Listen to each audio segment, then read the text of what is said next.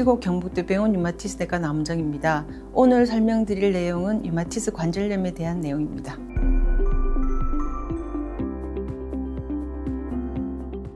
류마티스 관절염은 관절을 싸고 있는 활막이라는 조직에 염증이 생기는 병입니다. 관절은 연골, 뼈, 그 다음에 관절을 싸고 있는 활막이라는 조직, 그리고 전체적으로 싸고 있는 근육이라는 조직으로 이루어져 있는데요.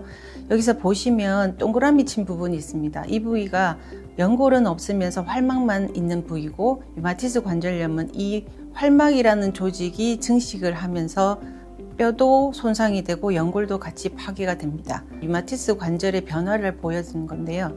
관절에서 연골이 부서지고 관절막이 두꺼워지면서 전체적으로 관절이 부서지는 양상을 보여줍니다.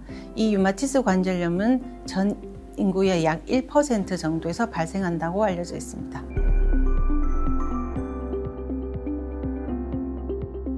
조조광직이라는 증상이 나타납니다. 조조광직은 관절이 아침에 일어나면 뻣뻣하다고 느껴지는 것인데요. 이 조조광직이 어느 정도로 길게 나타나느냐는 관절의 염증의 정도와 관련이 있을 수가 있습니다. 류마티스 관절염이 없어도 조조광직은 호소할 수 있습니다. 예를 들면 퇴행성 관절염 환자도 아침에 일어나면 손이 뻣뻣합니다. 그러나 보통 30분 이내로 조조광직이 끝나게 되죠.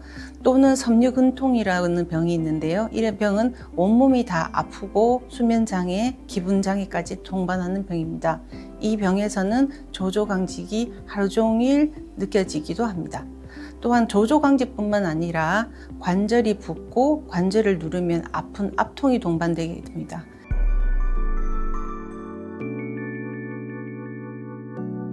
류마티스 관절염은 특징적으로 손이나 발의 작은 관절들을 침범합니다.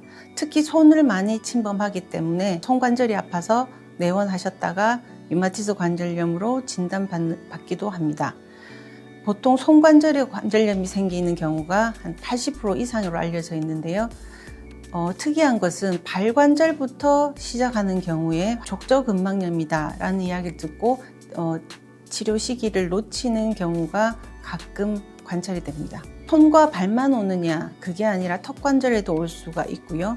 목의 경추에도 올 수가 있고 여러 관절을 침범합니다. 그런데 침범하는 관절은 나이에 따라 좀 달라서요. 60세 이상이 되면 처음 침범하는 관절이 무릎이나 어깨나 발목 등 큰 관절을 침범을 먼저 하는 경우가 있어서 관절이 꼭 무릎에서 시작했다고 해서 류마티스 관절염이 아니다라고 생각할 수는 없습니다. 이 슬라이드를 보시면 왼쪽은 초기 류마티스 관절염 환자의 손이고요. 오른쪽은 진행된 류마티스 관절염 환자의 손입니다. 왼쪽 그림을 보시면 화살표가 되어 있는데 관절이 부어 있고 약간 붉어져 있고 초기의 치료 시기를 놓치게 되면 관절염은 진행을 하게 됩니다. 류마티스 관절염이 무섭다고 생각하는 이유가 관절이 파괴되어서 손의 기능을 잃어버리게 되는 거죠. 손가락에 오는 관절염은 다 류마티스 관절염인가요? 그렇지 않습니다. 좌측을 보시면 손목하고 손가락의 여러 관절이 변형이 된 걸 볼 수 있는데요. 이것은 굉장히 많이 진행된 류마티스 관절염 환자의 손의 형태입니다. 중간에 있는 사진은 퇴행성 관절염, 정확하게는 골관절염 환자의 손가락의 모양입니다. 오른쪽에 있는 사진은 통풍성 관절염 환자의 손 사진입니다. 통풍이 있는 경우 통풍성 결절이 여러 관절이 생길 수가 있고, 이 때문에 관절이 손상이 되며 이런 다양한 모양의 변화가 나타날 수가 있습니다. 발 관절을 침범하면 발에도 관절이 부서지면서 변형이 일으켜질 수가 있는데요. 왼쪽을 보시면 류마티스 관절염 환자의 발 사진입니다. 엄지발가락뿐만이 아니라 다른 발가락에도 변형이 생긴 것을 알 수 있습니다. 중간 사진에는 골관절염 환자의 발 사진입니다. 무지외반이라는 거 잘 아시죠? 엄지발가락이 휘는 겁니다. 이 환자분도 무지외반을 가지고 있는 골관절염 환자입니다. 오른쪽 사진을 볼까요? 이분은 통풍성 관절염 환자입니다. 통풍성 결절이 엄지발가락에 발생하여 발이 변형된 것을 알 수가 있습니다.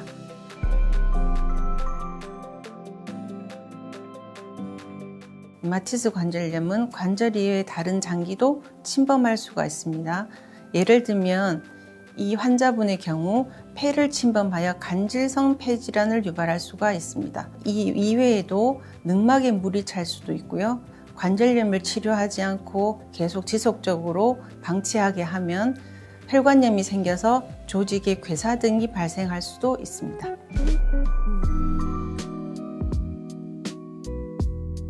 류마티스 관절염은 주로 환자분의 문진과 진찰을 통해서 진단하게 됩니다. 환자분들이 저에게 방문하시면 제가 여쭤보는 것이 언제부터 아프셨나요? 어느 관절이 아프신가요? 아침에 손이 뻣뻣한 증상이나 발이 뻣뻣한 증상은 어느 정도 지속되나요? 등을 여쭤보고 이후 관절의 진찰을 시행하게 됩니다.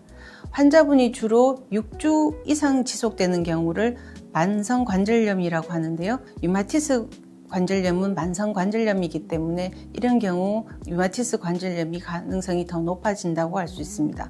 그러나 여러 질환에서 관절염이 동반되기 때문에 류마티스 관절염의 진단에는 혈액검사, 엑스레이 검사 등을 보조적으로 사용하게 됩니다. 2010년에 류마티스 관절염 진단 기준이 새로 제정되었습니다. 이 기준을 보시면 관절이 얼마나 침범되었는가, 혈액 검사를 해서 류마티스 인자나 항CCP 항체라고 하는 류마티스 관절염이 특이적인 자가 항체들이 관찰이 되는가, 혹은 혈청 염증 반응 물질이라고 해서 염증이 발생했을 때 올라가는 물질들이 있습니다. 이런 물질들이 증가되어 있는가, 증상이 6주를 이상이 되었는가를 기준으로 해서 판단하게 됩니다. 위의 사진은 봐도 크게 문제가 없을 것처럼 보입니다. 그러나 화살표가 되어 있는 부분에 관절이 조금 부서진 것을 알 수가 있고요. 아래 사진을 보시면 손목이 어떤 뼈인지 분간이 되지 않습니다. 이렇게 류마티스 관절염은 손목 관절하고 손가락 관절에 굉장히 많이 발생하며 관절들을 파괴하는 것을 알 수 있습니다. 발 사진입니다. 이 환자분은 치료를 거의 10년간 하지 않고 발가락에 보면 여러 관절이 이미 손상이 되어 있음을 알 수 있습니다. 뼈 스캔 검사는 관절에 염증이 있는 경우 그 부위가 굉장히 검게 나타나게 됩니다. 이 환자분의 경우 양쪽 팔꿈치, 그다음에 왼쪽에 손목, 양쪽 무릎, 양쪽 발목 관절 등 여러 관절에 염증이 있음을 알 수 있고, 확대된 가장 오른쪽 사진을 보시면 여러 손가락에도 관절염이 있음을 알 수가 있습니다. 환자분 사진이 문제가 있는지 없는지 애매한 경우에는 뼈 CT를 찍을 수도 있습니다. 관절 CT를 찍으면 동일 부위인데 오른쪽 사진을 보시면 구멍이 난 걸 알 수가 있습니다. 관절이 침범된 게 애매한 경우 뼈의 손상을 보기 위해서 관절 CT 또는 뼈 CT 검사를 시행할 수도 있습니다.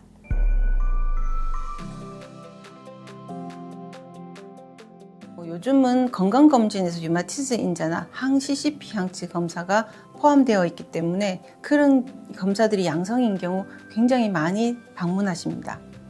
그러면 이제 피 검사에서 류마티스 인자라는 자가항체가 양성이면 모두 류마티스 관절염인가요? 그렇지는 않습니다. 왜냐하면 류마티스 인자라는 것은 정상인에서도 약 5% 정도에서 나타날 수가 있고요. 65세가 넘어가면 약 25%에서 양성으로 나타날 수 있기 때문입니다. 즉 증상이 없어도 나타날 수가 있고, 또한 류마티스 인자는 다른 여러 가지 자가 면역 질환에서도 보일 수가 있습니다. 그래서 중요한 것은 류마티스 인자가 양성이라도 환자분이 어떤 증상을 가지고 있냐가 더 중요합니다.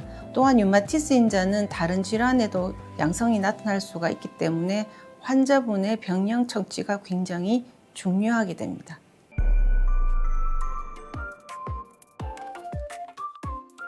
과거부터 사용해오던 항류마티스 관절염 약제들이 있습니다. 환자분들이 처음 진단받고 나면 이런 메소트렉세이트, 레플로노마이드, 하이드로시클로로킨, 설바살라틴이라는 약제들을 한 가지 또는 두세 가지를 섞어 쓸 수가 있고요. 여기에 소염 진통제와 스테로이드를 같이 복용하게 됩니다. 이런 약제들을 사용하여도 6개월 동안 증상이 호전이 없거나 다시 악화되는 경우는 2차 약제를 사용할 수가 있습니다. 2차 약제라고 하면 생물학적 제제와 소분자 억제제, 말이 좀 어렵습니다. 이런 약제들이 있는데요. 생물학적 제제들이라는 것은 우리 몸에 있는 항체의 구조를 사용했기 때문에 주사제로밖에 쓸 수가 없습니다. 대표적으로는 종양괴사 인자 억제제가 과거부터 굉장히 오랫동안 쓰여져 왔고요. 이외에도 인터루킨 6 억제제, T세포를 억제하는 약제들, B세포를 타겟으로 해서 치료하는 약제들이 개발되어 있습니다. 이런 약제 이외에도 최근에는 소분자 억제제라 해서 먹는 약제가 개발되었는데요. 이런 생물학제 제제들이 한 가지 인자만 억제하는 것에 비해서 소분자 억제제는 여러 염증 물질을 억제해서 효과를 나타낼 수가 있습니다. 이런 약제들은 다양한 부작용도 같이 가지고 있을 수 있기 때문에 반드시 병원에서 약제에 대한 자세한 설명을 들으셔야 되고요. 주사제의 경우에는 주사제를 어디에 맞는지, 얼마 만에 맞는지, 맞고 나서 어떤 부작용이 생길 수 있는지에 대해서 자세한 설명을 들으셔야 합니다.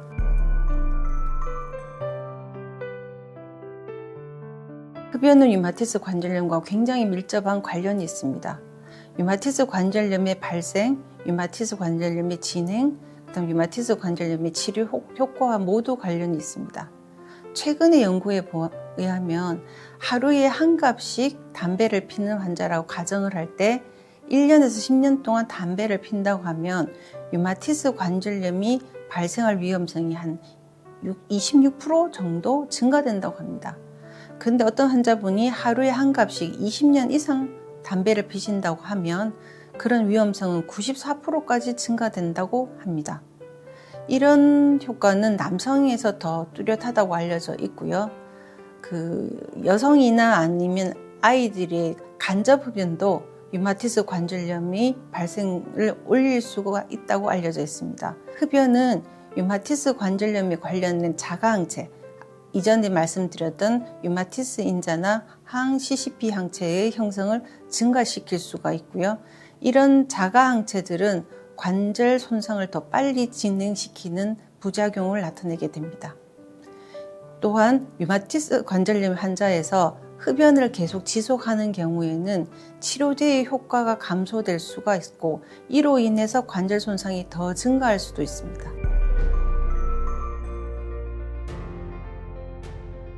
최근의 연구에 의하면 류마티스 관절염의 원인은 정확하게 밝혀져 있지 않지만 류마티스 관절염의 발생과 진행은 여러 가지 환경적 요인과 생활 습관들과 관련되어 있다고 알려져 왔습니다. 좀 전에 말씀드렸던 흡연이 있고요. 이 이외에도 건강하지 않은 식사 습관, 비만, 운동 부족, 정신적인 스트레스 등이 있습니다.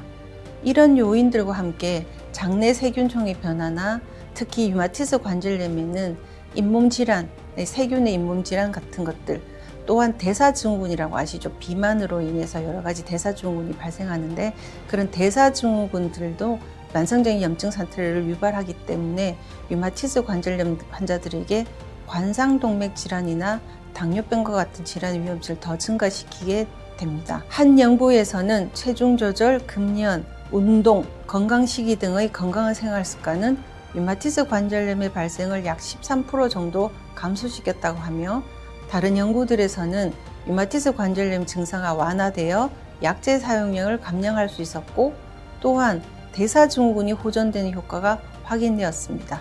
그러므로 류마티스 관절염 환자분들은 건강한 생활 습관을 유지함으로써 류마티스 관절염의 악화를 낮추고 약 사용을 줄일 수가 있습니다.